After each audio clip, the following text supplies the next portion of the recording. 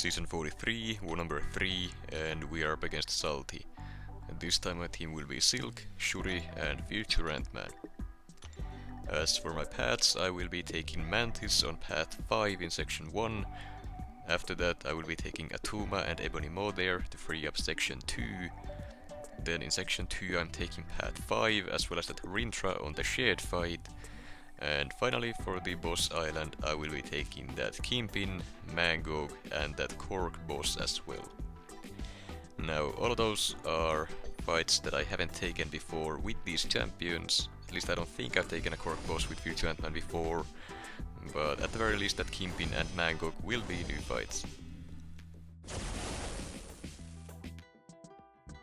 Up first we have a Mantis on the Ebb and Flow knockdown and heavy hitter nodes, and I'm taking this fight with Shuri.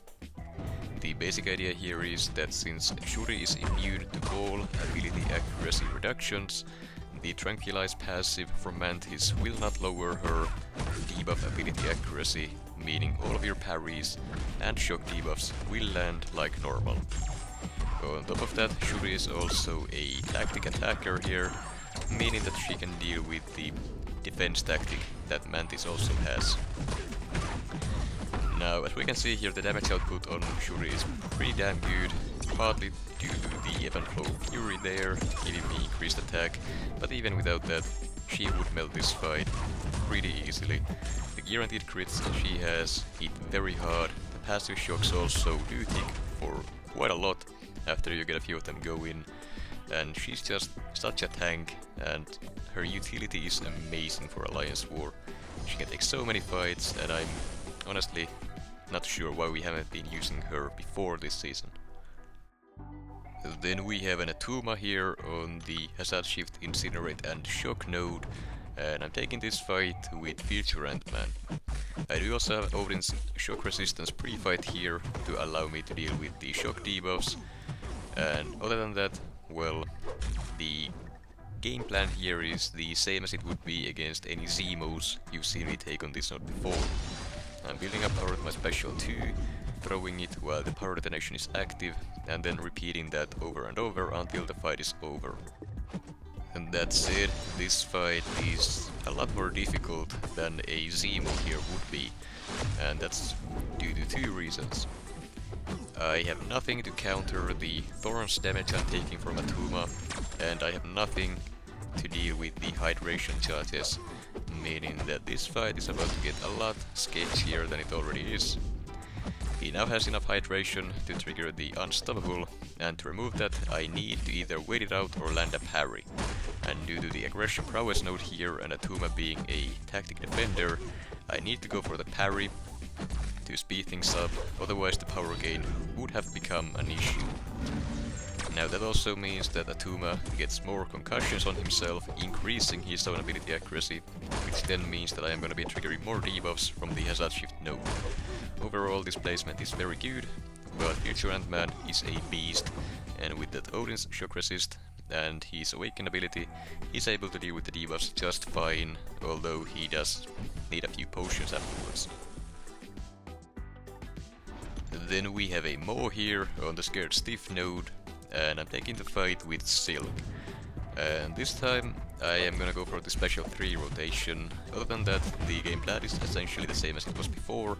I'm doing 4-hit combos into heavy, keep knocking him down to make sure that I do not get Falter on me at any point in this fight. I will also be trying not to let him throw that special 1 twice, so that he wouldn't nullify that Fury, triggering the degeneration. Now that he's at his special 2, his combat power rate is greatly reduced, but due to MD triggering from that Fury he gave me, he was very close to that special 3, so I had to bait out the special 2.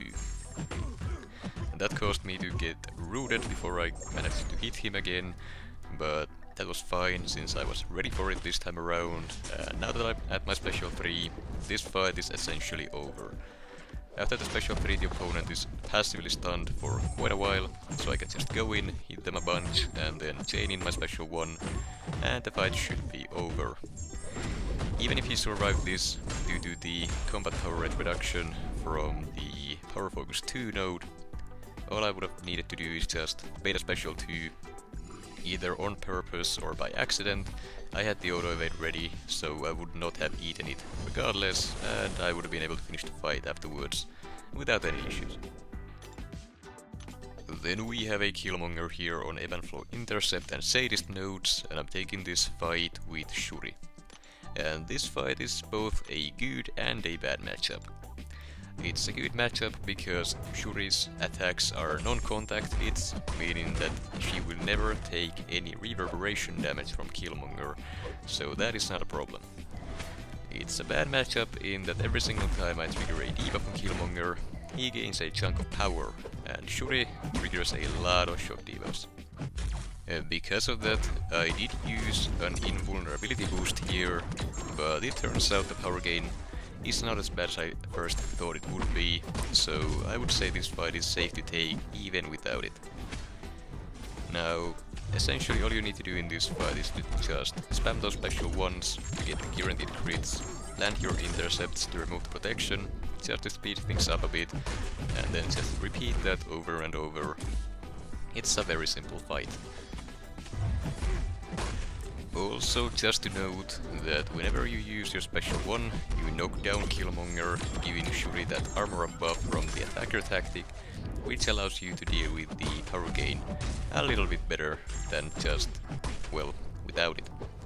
This fight goes down with 0 damage taken at all, and that is mostly thanks to Shuri's perfect block on parries.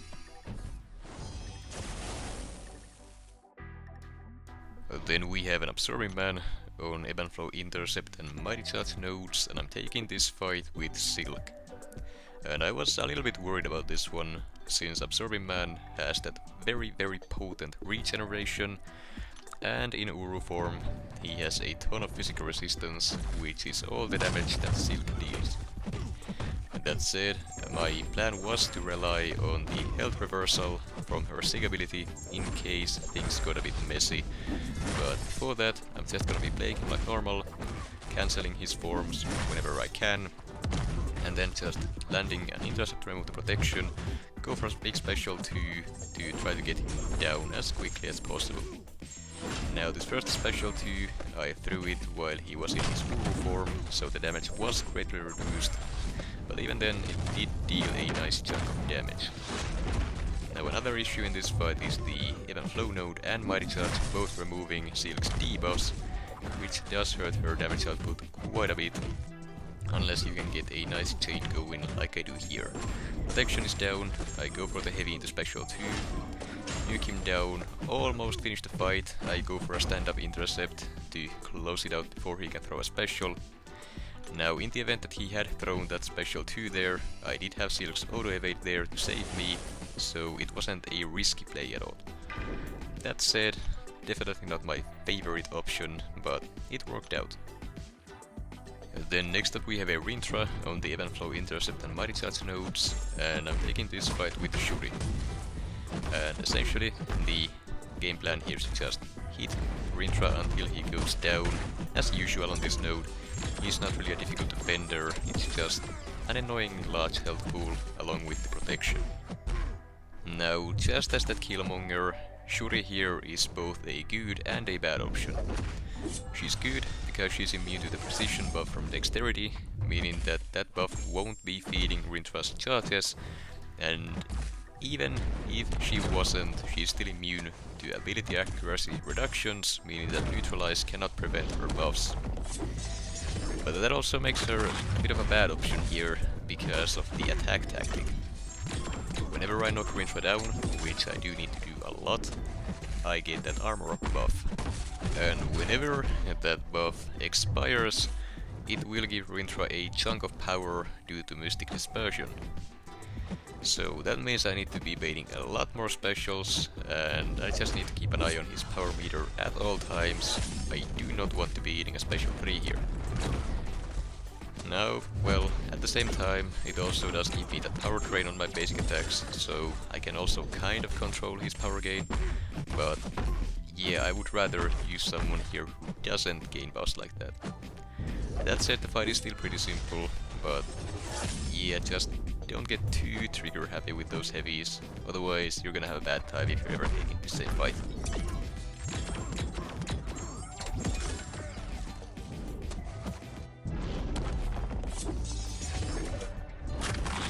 Now just one more combo and down he goes. The fight did take quite a while, almost full 2 minutes there, but Shuri is still standing at basically full health, and yeah, she did pretty well. I was also considering using Silk there, but I figured that Shuri would be the safer option. Then we have a Kingpin on the missing in action and power efficiency miniboss node, and I'm taking the fight with Future Ant-Man. And I don't think I've ever taken this miniboss before, or if I have, it has been a while. So yeah, I'm using Future Ant-Man here with the white material pre-fight to give me openings whenever I need to get them. The pre-fight isn't necessary, but it does make the fight a lot safer, because you do need to land some heavies here throughout the fight, so that you do not get faltered. So that just allows you to get an easy opening, but you can also do so by baiting a heavy attack and punishing it with your heavy. That works too, but it's not as reliable. Essentially the game plan here is to keep baiting Kingpin special once, then knocking him down with heavy attacks whenever I get that falter timer on myself, to remove it, and then just keep repeating the same process, getting to my special 2, throwing it while the power detonation is active for damage, and then just repeating that over and over until the fight is down. Now, Future Ant-Man is also a great option for any fight where you need to be evading specials constantly, for 2 reasons. His incredible power control makes it so that you don't need to bait as many specials, but whenever you do, there's also the Searching Swarm making the defender a lot more aggressive, meaning that they are a lot more likely to actually throw those specials. That is a very nice ability to have here, because, well, lately the defenders have not been too trigger happy with their special buttons. Especially in BGs, haven't seen that as much in Alliance War, but just knowing that you have that ability there to make the opponent aggressive at all times is very nice to have. Now so far fight has gone very well. I just need to throw another special 2 here and it's actually over. Well, as I said, close enough, but yeah, it was a very simple fight and I was very surprised by how easy it actually was. I was very concerned going in because I simply was unsure on how it would go, but I was pleasantly surprised, and Future Ant-Man still remains the top tech champion, at least in my book. And next up we have a Mangog on the Aspect of Evolution miniboss node, and I'm taking this fight with Silk. Now, I was very excited and a little bit scared about taking this fight, because Mangog on Aspect of Evolution can go wrong very quickly. By far the biggest threat in this fight is Mangog's unblockable special 2, but with Shuri's auto-evade that's not really a problem. So the game plan here is to just use an invulnerability boost, then heavy bait Mangog to push into his special 3s, bait those instead. I can eat 3 of them before I gotta start getting concerned about eating them, but before that the fight should be over. So I'm eating the special 3 to get to my own special 3. I'm gonna go for a combo into a heavy attack, throwing it, then throwing my own special 3 to passively stun Mangog, and the plan here is to just go in, do a medium like medium, medium, and then a full combo into heavy into a special, but I messed up my combo by starting with a light. I did try to dash in, but I just couldn't for some reason, and I messed it up, and this special is not hitting as hard as it should be, which got me slightly nervous while taking the fight, but it is still under control. I'm just gonna be eating another special 3. I still have one more safety net after this, so there is nothing to worry about. All I need to do now is to just get to my special 3 one more time, throw it, and the fight should be over. As long as I do not eat a full combo before that, there should be nothing to worry about. And that's exactly how it goes. I get to my special 3, throw it, a few more hits while the passive stun is still up, and the fight is done. Silk takes it without any synergies, no pre-fights, and yeah, I would consider her one of the stronger options for this specific fight.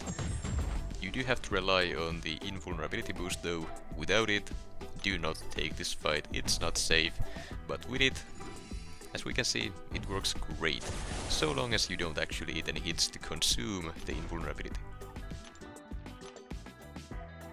And then we have the final fight of this war, a Korg boss that I'm gonna be taking with future Ant-Man. And this matchup is one of my favorites. The Searching Swarm making the defender very aggressive means that I can easily go for those light intercepts, which get rid of Korg's rock stacks without triggering any of the rock thorns damage. And the attack tactic makes sure I deal with the defense tactic without any problems whatsoever. After that, all that is left is just spam special 2s with power detonation active for all of your big damage, and that's the fight. I'm just gonna let this play out. It's a beautiful fight, I love taking it, and I hope I get to take it again soon.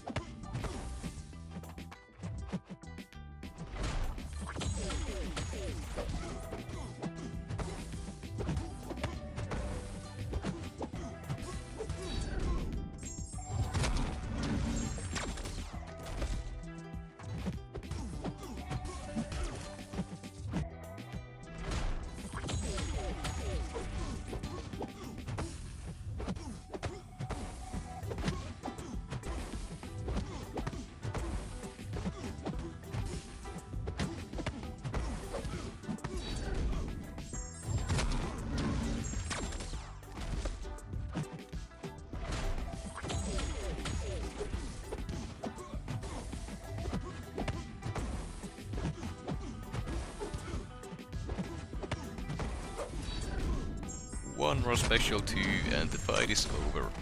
Absolutely beautiful, I love taking this fight so much, it's so much fun to do, and it was nearly perfect. As for the results, we did end up losing the war 5-10. Another horrible showing from us, and yeah, we need to pick ourselves up. This is not gonna work out for the rest of the season.